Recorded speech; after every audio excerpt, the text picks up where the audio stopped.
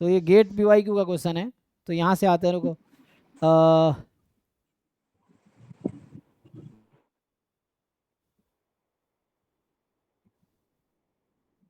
सोम है, अरे भाई तुम्हारा क्या आ रहा है इसमें, ये देख लो ना।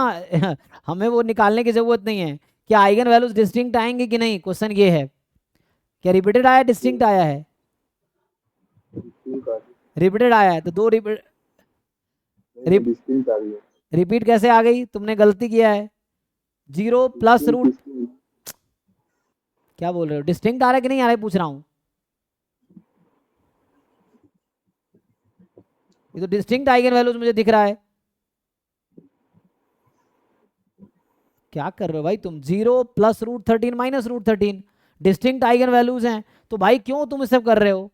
अब अगर डिस्टिंक्ट आइगन वैल्यूज हैं, इसका मतलब है कि ईच आइगन वैल्यू करस्पॉन्डिंग एक ही आइगन वेक्टर मिल सकता है। अगर 3 × 3 की मैट्रिक्स है ना, तो इसके पास मैक्सिमम 3 आइगन वैल्यू होंगे डिस्टिंक्ट, और maximum 3 linearly independent eigen vector होगा। तो अगर डिस्टिंक्ट आइगन वैल्यूज हैं, तो एक आइगन वैल्यू करस्पॉन्डिंग एक ही आइगन वेक्टर मिलेगा। तो 3 आइगन वेक्टर मिलेगा, तीनों इंडिपेंडेंट होगा। तो जो लार्जेस्ट आइगन वैल्यू उसके करस्पॉन्डिंग एक ही आइगन वेक्टर मिलेगा, तो ज्योमेट्रिक मल्टीप्लिसिटी 1 हो गई। आइगन वेक्टर निकालने की कोई जरूरत ही नहीं है मुझे। एक मेरा डाउट भी देख। हाँ ठीक है भाई। सो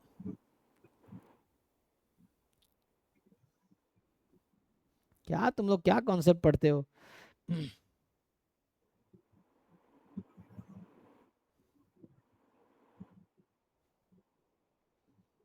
क्या पूछना भाई इसमें आपको।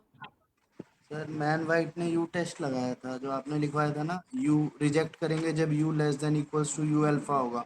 हाँ तो यू में आपने लिखवाया था minimum U X comma U Y. तो यू एक्स हाँ। का आपने फॉर्मूला बताया था T X minus N one into n1 + 1/2। हम्म। तो आपने कहा था रैंक्स हो जाएगा, तो इन लोगों ने रियलाइजेशन वैल्यू दी है।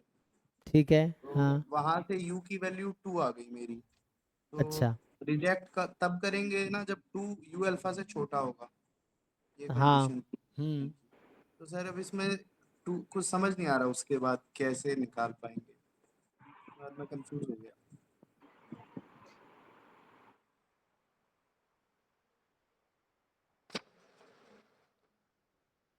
इसे बता रहा है कि more than 12 की प्रोबेबिलिटी ये है। सैंपल स्पेस में क्या क्या नंबर है। तो यस सर, कॉम्प्ली सैंपल स्पेस में है सर तो 1653 और कॉम्प्लीमेंट लो ना भाई। तो रिजेक्टेड एट लेवल 10, अल्फा क्या है, अल्फा हर ऑप्शन में अलग अलग कर रखा है। ये सर अलग अलग कर रखे हैं इन लोगों ने। तो फिर तुम्हें अल्फा का नॉलेज नहीं है। तुमने इसे जैम में भी पढ़े होंगे। जैसे मान लो यहाँ पे मैं अगर यू अल्फा लिख रहा हूँ, इसका क्या मतलब है। What is meaning of you alpha. Sir alpha मतलब अल्फा आगे लिखा जाएगा, 1 - अल्फा पीछे। तो हर ऑप्शन में ये बनाओ, तुम्हारा ऑप्शन में ये ग्राफ बनाओ पहले। और तुम्हारा यू अल्फा कितना आया हुआ है। तो सर यू की वैल्यू आई है 2। तो यू अल्फा तो क्वेश्चन डिसाइड करेगा एक्चुअली। Yes sir. तो वो दे तो रखा है सारा, हर ऑप्शन के लिए अल्फा की वैल्यू वो दे तो रखा है ऊपर में। सर एक बता दो, एक ऑप्शन। पहले ऑप्शन में अल्फा कितना है।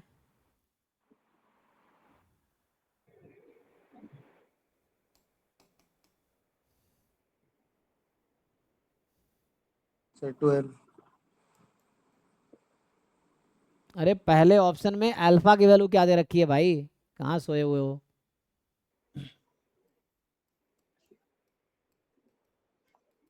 ये होता है। यस इसमें सर, ये ये होता है। बताओ कि ये तो मैंने फिक्स कर रखा है।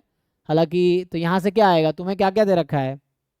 यू मोर देन, तो मोर देन लोगे तो अल्फा आ जाएगा। तो अभी के लिए ये समझो, more than you alpha is 1 - alpha. ये इन्होंने जो नोटेशन यूज किया है लेस देन इक्वल टू का, ठीक है ना, यस कोई दिक्कत नहीं है।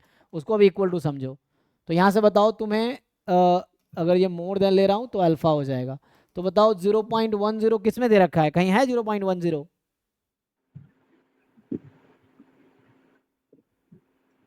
सर 12 पे।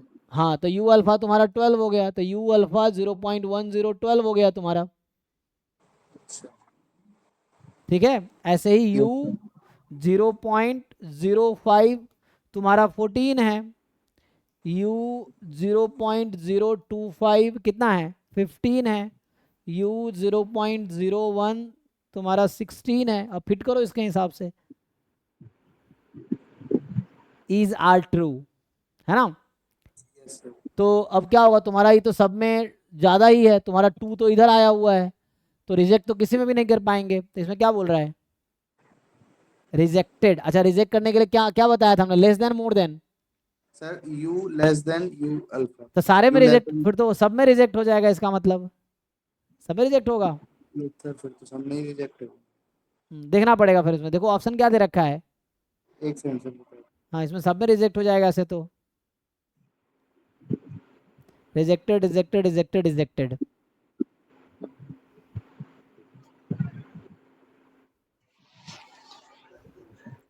चेक करो जब तक, अपने हिसाब के क्वेश्चन पे आते हैं, फिर एक एक क्वेश्चन देखते हैं।